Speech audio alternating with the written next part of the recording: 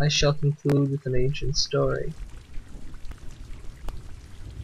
Once a man from Syria led a camel through the desert, but when he came to a dark abyss, the camel suddenly, with teeth showing and eyes protruding, pushed the unsuspecting paragon of the camel-driving profession into the pit.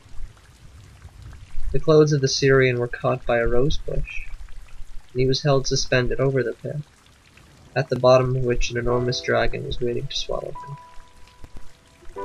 Moreover, 2 mice were busily engaged in chewing away the roots of the already sagging plant. Yet, in this desperate condition, the Syrian was thralled to the point of utmost contentment by a rose, which adorned the bush and wafted its fragrance into his face. I find this parable most illuminating.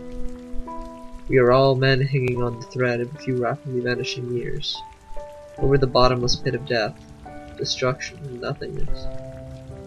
Those objective facts are starkly real. Let us not try to disguise them.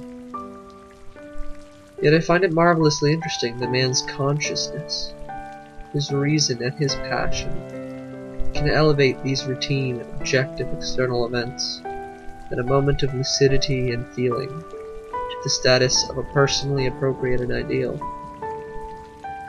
An ideal which does not annul those objective facts, but which reinterprets them and clothes them with the apparel of man's subjectivity.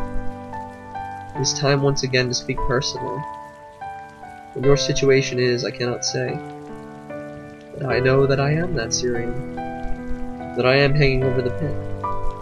My doom is inevitable and swiftly approaching. If, in these few moments that are yet mine, I can find no rose to respond to, or rather, if I have lost the ability to respond, then I shall moan and curse my fate with a howl of bitter agony.